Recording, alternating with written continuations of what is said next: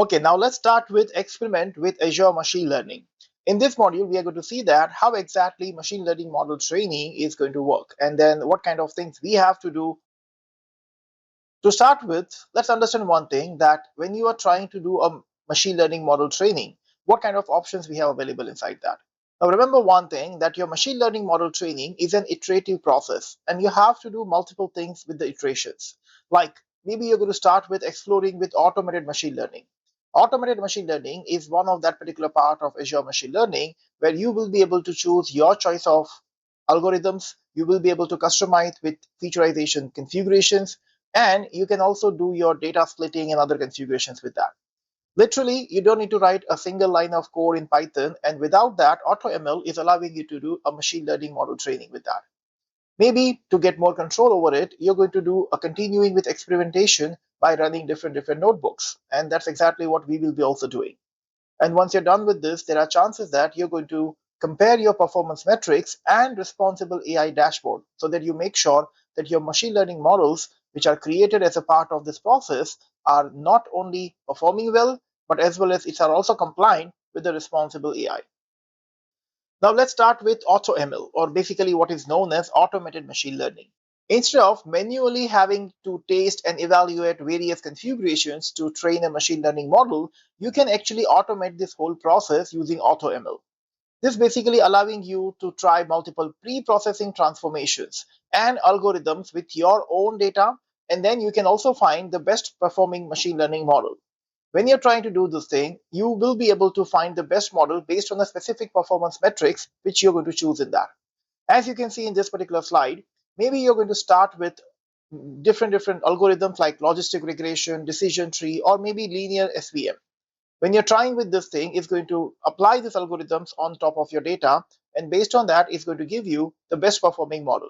At the end of this, maybe you will be getting multiple models, but then out of this, you can figure out which one is the best performing model based on your selected primary metrics.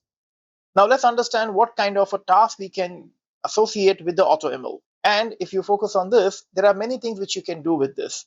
Like you can start with the training data, then featureization options, algorithms, and performance metrics. And all these things will depend on the which task we are trying to perform.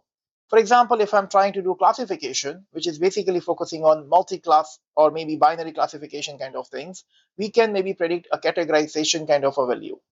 Also, if you try with regression, it's always going to predict a numeric value at the end of that. Or if you're trying with time series forecasting, computer vision, or natural language processing, according to that, you will be performing different tasks associated with that. Time series forecasting is basically going to predict a future numeric values based on the time series data. And computer vision is basically going to provide a visual input, and it's going to classify your images or maybe detecting certain objects inside the image input which you are provided. Same way, natural language processing is allowing you to do text classification or a name entity recognition based on your input data which you're providing. Depends upon what kind of task you're going to choose, you will be doing a different customization on featureization options, algorithm, and performance metrics. And that's exactly what AutoML is providing to you. Now it's a time for a knowledge check for this particular one. Again, you have a time to pause this video, guess your answer, and after this, I will reveal it. Let's see the first question. Let's say your marketing team wants to predict whether a customer will churn or not. Which task should you use in automated machine learning? Now you have to guess this. I hope you have guessed it. And the correct answer is classification, because it's either true or false kind of a status. Next, a medical company wants to create an application that can detect abnormalities in X-ray images. Now, which task should you use in automated machine learning? The right answer for this is computer vision, because X-ray images are basically the image input which you can provide inside that. I hope you guessed the answers correctly. Now, let's move forward to the next thing, which is pre-processing data and configure featureization. Now, as we have discussed earlier, before you can run your AutoML experiment, you need to prepare your data. And in order to do this thing, you have to execute a particular lines of code inside your notebook. You can see here, it depends on the task as we discussed. So if you're focusing on classification, then this requires tabular data. You are going to create your data assets in Azure Machine Learning, and then using that, you're going to create ML table, which is basically going to store your data in a folder together with an ML table file. Now, this is exactly the same process which we will be also doing in our labs. But if you focus on the code right now, we are importing two libraries, and it's basically trying to take asset types from AI-ML constants, as well as we are also trying to import input from AI-ML. Now, these are basically those libraries and classes which we're always going to import before writing a logical code. In order to take care of my data, we are just trying to provide this input function in which we are specifying the asset type is ML table. And then we are trying to provide the ML table from this input data AutoML colon 1. That's basically a path from where the data is going to be fetched and it's going to be stored in this variable, which is my training data input. Now, obviously, when we are checking this kind of pseudo codes, maybe you'll not be able to understand the full picture. But in the lab environments, when you're going to do the whole notebook configuration, at that time, it's going to make much more sense. Let's understand the next step, which is understanding scaling and normalization. When you're dealing with AutoML, AutoML applies scaling and normalization to numeric data automatically. And that is basically helping you to prevent any large-scale features from dominating training. Now, this is a very common thing, and that's the reason it's always going to take care of this thing. During an AutoML experiment, multiple scaling or normalization techniques will be applied automatically, and you don't need to worry about that. Additionally, if you want to do some featureization configurations, then those options are actually available. Like maybe you're going to configure missing value imputation to eliminate nulls in the training dataset, which is also quite important because we do not want to keep null in our training dataset. Also, you can try categorical encoding to convert categorical features to numeric indicators. Or maybe you can just focusing on dropping high coordinately features such as record IDs, and then you're going to take care of that. Or maybe you can do feature engineering, for example, deriving individual date parts from a date and time features, which is also another important thing. Most of the time when we store data, it's going to be stored with date and time. But sometimes while processing the data, we just need a date part of them. At that time, this kind of a feature engineering is really going to help us to prepare our data and to normalize the data with that. Now, let's focus on run an automated machine learning experiment. Now, obviously, this AutoML machine learning experiment will depend on the task which you're trying to do. The algorithm which you're going to choose in AutoML are going to use, and this will depend on the task which you specify. When you want to train your classification model, AutoML will choose from a list of classification algorithms, like maybe logistic regression, light GBM, decision tree, random forest, naive Bayes, and likewise. Now, all these different algorithms are going to be selected. Optionally, if you do not want to provide or if you do not want to choose some of the algorithms, you can just block those algorithms from the part of your AutoML processing. And that's what this is saying in the next slide. You can restrict your algorithm selections. So by default, AutoML is going to randomly select from the full range of algorithms for the specific task. Suppose if you do not want some specific algorithms as a part of this processing, you can choose to block individual algorithms from being selected. And that can be useful if you know that your data isn't suitable to a particular type of algorithm. That way, you can save you a lot of time and cost as well. You also may want to block certain algorithms if you have to comply with a policy that restrict the type of machine learning algorithms which you can use in your organization. So there are chances, depends upon the organization compliance policy, maybe you have to restrict certain algorithms at the time of processing this. Now, let's focus on configuring an AutoML experiment and how exactly we can do this. Remember, the whole AutoML experiment, we will be able to configure in Azure Machine Learning Workspace through a UI as well. So there's a UI-specific wizard in which you can control and configure everything. But as a part of this particular class, we will be doing this thing using notebooks. And that's why we need to understand the processing execution of that.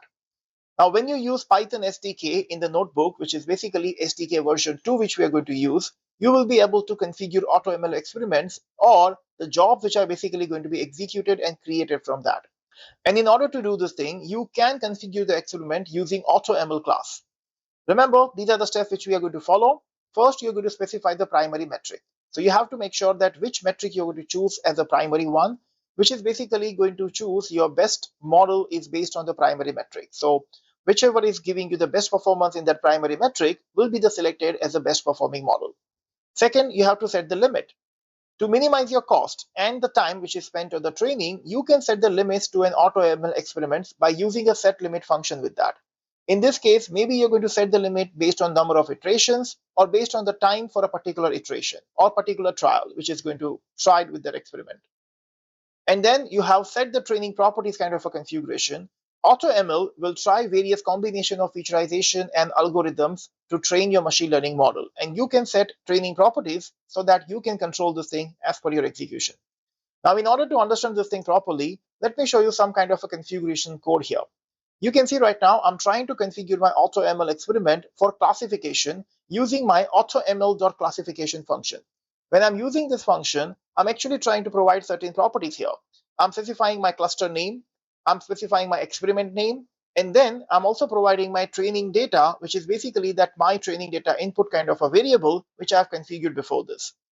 Now, after this, we are specifying the target column, which is basically going to be diabetic, because I'm still using that same logic or case study scenario where I want to predict whether the person is having a diabetes or not.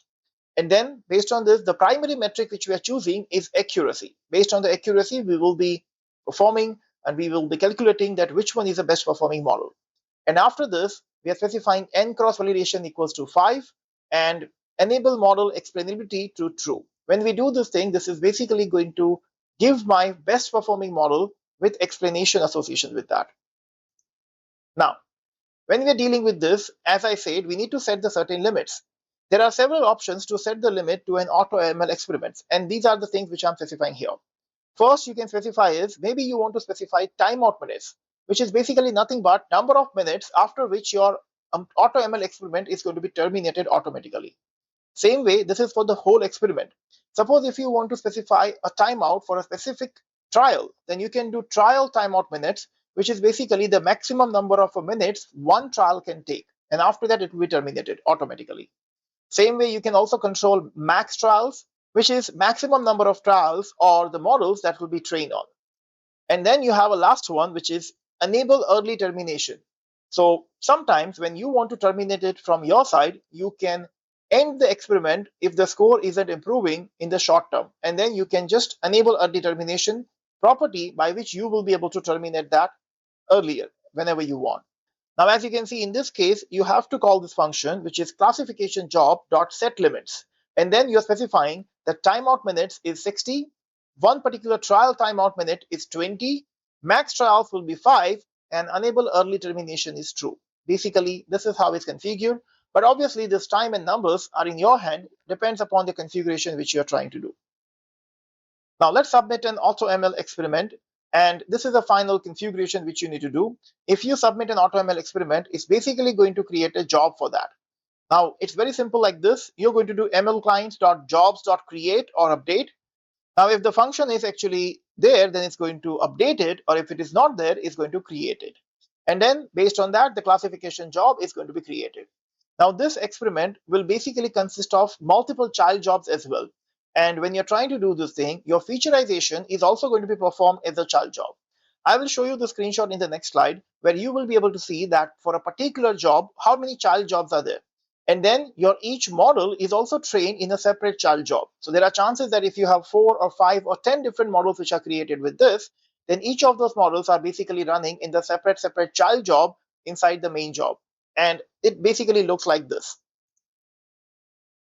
You can see this is a screenshot in which I'm showing you that we have a model section available inside this. Think about the screenshot where our machine learning model training job is actually successfully completed. It's showing me that there are 5 models which are generated based on this, and it's showing me all 5 names here. Out of this, the first algorithm specific name, which is basically what they're saying voting ensemble, is basically the model which is best performing model out of all this. They are focusing on accuracy as a primary metric, and this is the one which is showing you the highest accuracy amongst all. And that's why this is one of the model for which it has given explanation as well. Now, same way, if I click on this tab, which is called child jobs, I will be able to see all the child jobs which are basically associated with each of this model creation. Also, optionally, you can go through the other models as well. And then you will be able to check the details of that particular experiment or a particular job whenever you want. There are also tabs like you have something called output plus logs. This is going to show you all the files which are created during this particular process. And you also have data guardrails, which are basically going to show you various guardrails which will be used as a part of this process. And what are the guardrails which are passed or failed is going to be highlighted inside that. Okay, now let's talk about exploring pre-processing steps. Now, as you can see right now, when you have enabled your featureization for your AutoML experiments, data guardrails will automatically be applied to that particular experiment. And by default, there are three data guardrails that are supported for classification models. Now, obviously, depends upon the model choice which you're doing, you're going to have different data guardrails associated with that. We have three data guardrails for classification models like class balancing detection, missing feature value imputation, and high cardinally feature detection.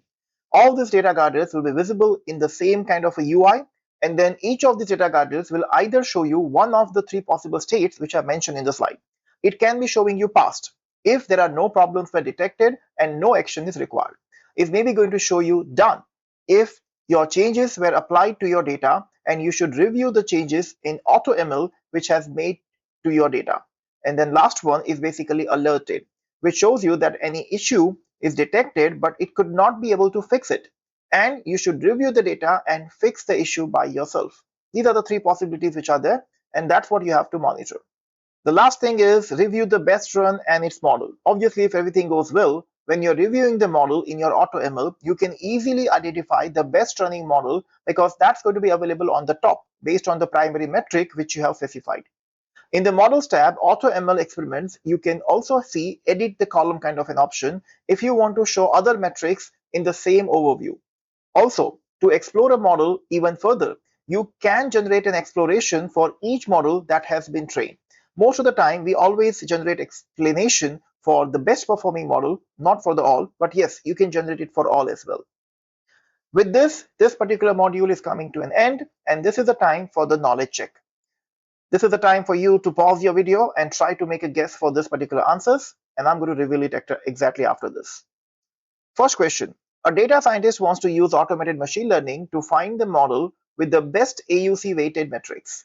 What parameter of the classification function should be configured? The answer is you have to configure primary metric, obviously. And then the next question is a data scientist has pre-processed the training data and wants to use automated machine learning to quickly iterate through various algorithms. The data shouldn't be changed. What should be the featureization mode to train a model without letting automated machine learning make changes to the data? And the answer for this is off. So this is something which you have guessed, I hope. If that is true, that's great. Let's move to the next module.